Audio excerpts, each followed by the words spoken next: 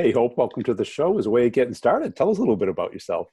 Great. Thank you, Brian, for having me. I really appreciate this opportunity and looking forward to it. I've been in B2B sales in this business for over 25 years. I started my career at General Electric and I got my start in enterprise sales very, very early as an early talent while still getting my degree. I was going down the solution consulting path and eventually wanted to be in sales like all of my mentors that I'd been working with. And I had some great leaders who took a chance on me even before I felt I was ready. And Bob Brooks and Julie Walker, if you're out there listening, thank you so much.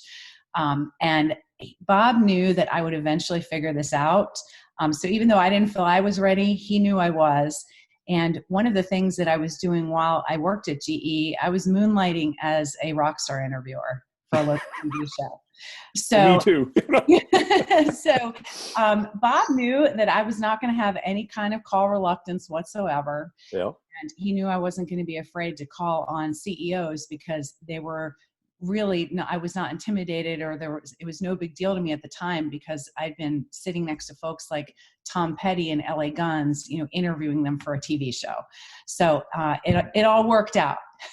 Wow. That's a pretty good, or certainly an interesting background. Now, how did you get into interviewing rock stars? It was just kind of like the opportunity with you. I saw something posted and I said, hey, I'd love to do that. I saw it in the local newspaper. It was the local, rock magazine. They were calling for interviewers and I signed up and they hired me for free. I would have paid them to do it. Yeah. And that's how I got into it. Who was the most famous person you interviewed? My favorite was Tom Petty. Tom Petty, yeah. That was my favorite interview. Yeah. And how'd you like sales once you got into it? So I really found my calling. I got into it and I never got out. It's the only role I ever see myself in. Yeah. And for many years, I have performed in some sales leadership roles. I was a VP of sales at GE for a period of time. But I thrive on, being a direct salesperson. I thrive on becoming that person for our customer where we're bringing them success. So I really found my calling. I really love it. I love winning. I love helping others win, especially when I've been involved in the process. So I really love it. And why did you decide to be more of a rep than a leader? Is it after having tried both, and it's interesting because I have a mix of that now in my role because I need to work with others and lead them on some of my approaches. So I'm kind of doing a mix of both right now. I just really, I loved being the person that worked closest to the customer. Yeah. And I really feel like that individual contributor role suited me for that being the thing that I really love to do. Cool. And how have you evolved as a salesperson? It's definitely been an evolution. I mean, I picked things up along the way. There's certain things throughout my career that I've always done and just did from the get-go. I guess they're just part of my DNA. Yeah. Things like taking a structured approach, for example. And it's just that so many things I learned along the way. I've probably learned more in the last 2 years about different things that I never knew in being in a matrixed organization that I am now, working my role. I've had to learn a lot and flex muscles I never had before. But once I finally figured out that I really just need to approach working with my peers in the same way, working with customers and leading them to their promised land, I've found and learned doing that same thing internally. It helps us all be successful. Yeah, that matrix organization can be a little bit of a change, huh? It has been a change after being a direct salesman. I talk about this every day with my peers and they know. I mean, after being a direct salesperson for 25 years and then stepping into an overlay or a matrix role in an organization that's growing like this has had so many challenges that I never experienced before. But I'm learning. I'm getting through it. Well, let's talk about that procedure. How did you come up with it? What does it look like? The how to work best internally procedure? No, in general. Personal. Your own personal sales procedure. So my own personal sales procedure is, I really run sales like a business. I have a very structured plan and approach. I really make a plan every year and then execute it and stay with it and stick with it. I really take a look at the entire territory and I white space it. It's kind of the first thing I do. I look at what customers are already doing with us. I look at what else other value we could bring to them. I look at the total addressable market for every area I'm working on, and then I prioritize it. And I really stick to this plan. I mean, this is a long game. This is not a hit and run. And I create opportunity maybe there where it isn't obvious. It isn't just about low-hanging fruit. It's really about where can I create value and create opportunity in this white space for 2020, for example, this year. Yeah. Now, how do you prioritize? Is it based off of time of closure? Is it based off of size, most likely to close? I kind of start with it's a balance of most likely to close and size, knowing where I'm going to spend my time. So, there's definitely, you want to be able to get those wins in the meantime while you're working on the hard stuff. Right. So I'm really looking at that as well and taking a look at how just do I balance my time, my team, my resources? Because in sales, as you know, every minute counts and time is the currency. It's really, really important to not waste it. And do you structure your week in a certain pattern? I could be better at that. Yeah. No, I think of it, I tend to think of it maybe in bigger chunks. I kind of think of it in quarters. Okay. I also tend to think of it in months.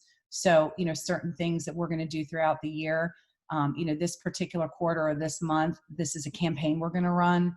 So I tend to think of it in a little bit bigger time frames. The week to week is an interesting thing to try to incorporate. Thank you for that. Yeah. I mean, because I always tried to do the opposite of what the company did, because every company I was at, it was quarterly driven. Yep. So first quarter was, busy meetings, QBRs and stuff. I used it for prospecting. And then people didn't really get into the role until the second month. But then in the third month, it was panic time because you had to make the number. Right. That's right. Panic is not a good use of time, right? Because you're cutting the value of the deals. You're trying to shortcut it. You're doing things that you're going to then have to clean up the following quarter. Yeah. Do you have a structured quarterly pattern? Not so much, definitely from a company revenue perspective, but just to give you an example, we were at sales kickoff, third week of January, we're all in Vegas, the drill. We, as soon as we got back, I scheduled for the next 2 weeks with all of I work with 8 different account executives that the way that we're structured is, they own the account, they own the procurement relationship, they own the contract, but I own the line of business. And so I need to make sure that my line of business is first and foremost on their minds as they're putting their plans together and helping them put their plans together. So I went off, my solution consultant and I teamed up and we went and scheduled meetings with all 8 of my reps that I work with and their solution consultants. I went to every one of them face-to-face in the last 2 weeks, just completed that on Wednesday, and put the 2020 plan in front of them saying, here's all of our customers, here's the total addressable market, here's what they own, and here's what else, we could do for them and bring value to them. And then here's the ones I think we ought to go after first. And so I got them on a plan very, very quickly. And so I feel pretty good here, just mid-February, having wrapped that up, knowing exactly what we're going to go do, and also getting a deal closed 10 minutes before this interview started that I've been working on for a year was icing on the cake for me. So I feel like I have a good track forward. Cool. And give us a sense of what do your deals look like from a economic standpoint? So over history and not just current day, I work in the 6-figure, 7-figure deal sizes, 8-figure deal size, still working on getting that 9-figure. So that's pretty much the range. I have sold, it's always been software for me. It's been on-premise and software as a service combined over the years. And what's interesting is when I worked at GE, it was literally on the tail end of the time sharing days. So I started off in software as a service and cloud without even defining it at the time. Did that first before I ever sold on premise. and then obviously went back to cloud. So I've structured all kinds of deals, multi-year contracts, pretty high numbers of ACV, multiple products bundled together, package solutions. And who do you call on? Who's the person that makes either the usage decision or the economic decision? Where I am at today is a combination of the CHRO, CIO, and CFO. Historically, prior to my life in selling into like HR and employee workflows, I spent many years selling into supply chain. That was always chief operating officer. But there is always a C-level executive tied to any of these deals and needs to be tied to any of these deals. The deals that I have experienced don't get done below VP. Right. Yeah. Certainly, pretty much anything over 50K has to go up to them. Exactly. Yes. Right. Mm-hmm. Very few salespeople know that, but that's a pretty well kept secret. And what do you see as your differentiator from other reps?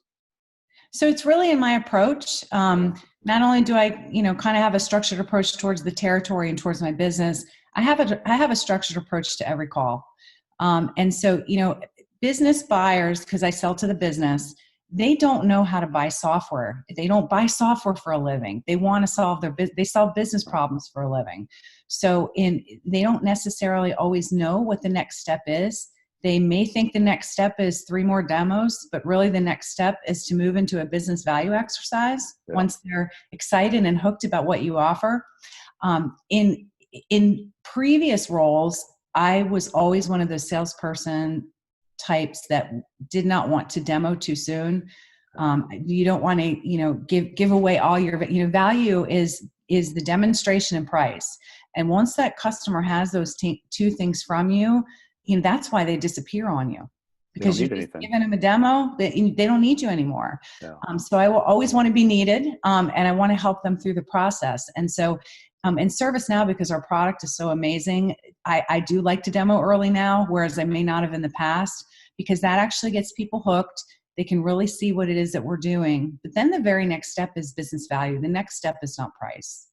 And so I really work to walk a customer through and help them understand, because I know when they're excited and when we're wrapping up that meeting, first or second meeting, they know that there's all these other things that they need to do. Yeah. And the whirlwind is going through their head of, oh my God, implementation and contracts and how am I going to get this socialized, et cetera. And so I step them through that. And I do this as I close every meeting. I have a structured approach. I help them understand where we've come from so far. I check things off. I put dates on things. I start that timeline from when they want to be live. I work our way back. There you go. I do it every single time. Yeah. That's it. I heard another sales expert say you can't create urgency. I go, oh yeah, you can. Yeah. It's based off of their need. That's right. If a doctor says you need a heart operation, you don't do it on your timetable. You do it on the doctor's time. That's right. Doctor says, the next 2 hours you're on the table, or you might not make it the next week. And I think a lot of people go off of their quarterly time frame instead of the client's outcome time frame backwards. That's right. And case in point, I just had a deal close mid-quarter. It was that customer's timeline. Yeah. And our timeline was December 31st of last year. Their timeline was today. Yeah. Our timeline's when we want the summer house. That's right. And you brought up a great point, because they don't know what has to get done. That's right. They don't know. And if they don't know, that's how you end up with 15 surprises, other things that didn't have to, that slowed the deal down by months and months and months. And, I also do things like, we'll record our demonstrations. They can share those demonstrations with the one person who was not available on that day. Yeah. We don't need to restart unless we think we're going to get specific insight or value out of that one person who hasn't seen it. I mean, we'll absolutely do it again. But if it's just somebody who needs to see it, that really isn't someone who can say yes, then they can watch a rerun, a review of what we've already done. So it's really worked well. I kind of really love Zoom now. Yeah, so do I, obviously. But of course, nothing beats face to face. Right. Now, you brought up the the business justification exercise. Is that what you call it? Or you? Business value or just business case. Yeah. People have different terms for it, and it's really it's what the customer is going to need internally to get Not the just a project. quote. That's right. It's the narrative around the value they're going to get, Yeah. and it is the cost and the return on the investment. That's it. And I think too many people just send a proposal, and it's just a bunch of line items and a cost, no benefit. Right. And an executive looks at that and goes, "Oh, you think it's a good idea? Here's my pile of good ideas over here. That's right. Yeah." And it goes nowhere. Right. And it's really important when you're selling to a line of business that's typically a cost center. So if you're selling into HR or IT or any type of back office operations, that's going to fall below in the priority list than any customer or revenue generating system. And our client decision makers really need to have a great narrative. They need to have a great story, and they need to back it up with numbers, and the value needs to outweigh all the other priorities that are sitting in front of that executive for sign off. Yeah. And is that how you keep the deal from getting stuck? Is that the major tool? It's definitely, I think the structured approach, walking them through the steps, getting any of the parties, you have implementation as well. You have to get those parties involved as well. Keeping the pieces moving and giving them the value is what I have found gets things moving. But then it's also, I'm a very big believer in when you give value, you're going to ask for and get value. So a real key thing for me is, when I'm going to give something, I don't have a problem at all asking the hard questions. I'm going to ask for something in return, and both parties need to be accountable. And without all those things, that's how deals just go into slippage mode, no compelling event, no deadline, and they just perpetuate forever. Well, we'll get to it when we get to it.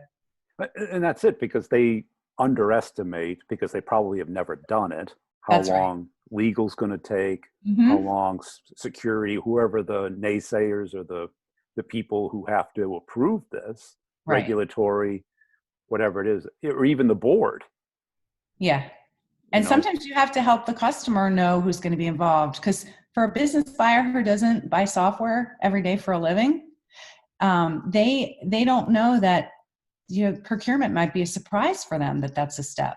Yeah. Legal reviewing T's and C's might be a surprise for them. They don't always know all the steps. They don't always know their own internal committees for budget and the process. So by just asking questions and helping them. And that's it. And if you don't either push it, nudge it, and guide them, these little surprises come up at the worst possible time. That's right.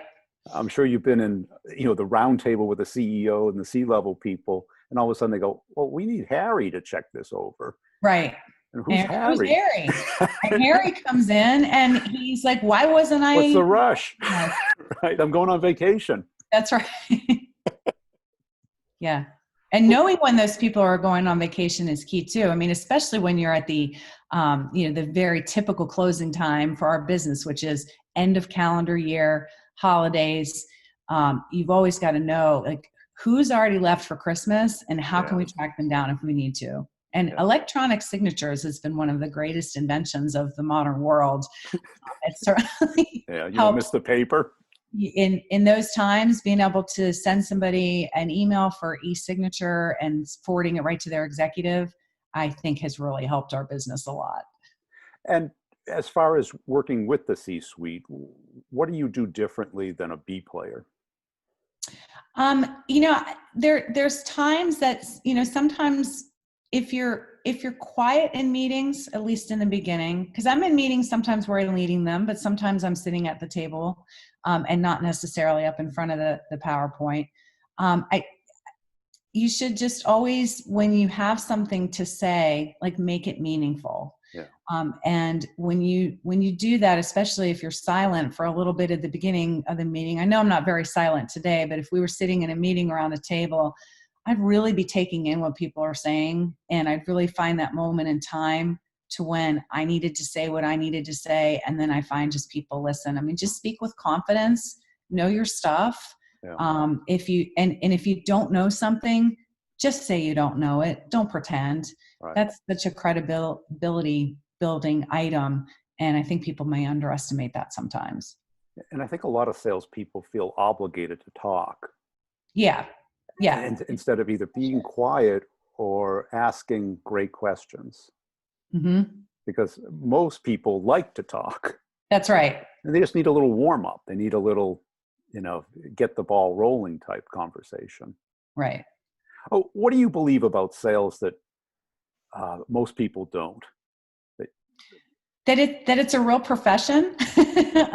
There may not be a degree in it coming out of college, but it's a real profession. I think it's the best profession. It'll make you very, very successful if you figure out how to be good at it. I have the opportunity now these days to mentor a lot of early talents. I spent many years at SAP, where early talent is a real key differentiator for that company, and they would ask folks like myself and my peers to mentor the early talents coming out of their academy. And so I got some practice with that over time, and giving folks different advice and just watching people grow and learn.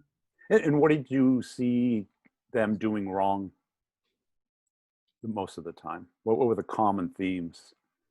Just, a lot of the typical things that, you talk about on your podcast. And actually that's what interested me in continuing to watch all the things that I saw from you, because every one of them hit home. We've all lived and experienced that. But it's a profession, and I help a lot of these early talents understand that. Like, sales is just not a job. It really is a way of life. I mean, I think I've been 90 some plus quarters now, quarter after quarter. I mean, you really do structure your life around being in sales. We don't always get to take vacations as traditionally as most. You can't really turn things off. There's just, too many people you have to let know you're on vacation. It really is a lifestyle, and it's a real profession. And I'm very proud to be in it. Yeah, it's not a personality type. It's a profession. That's right. That's right. Cool. Hey, I appreciate your time today. Where can people go to follow you? So I'm on LinkedIn. So my link is, I guess, will be a part of this podcast. It will. But really on LinkedIn, I do post a lot on LinkedIn specifically. I'm not big on the private Facebook, Instagram, but from a professional perspective, I do click on a lot of insightful things on LinkedIn. So join me on LinkedIn, and you'll be able to link to some great, fabulous podcasts like this one from Brian. Thank you so much.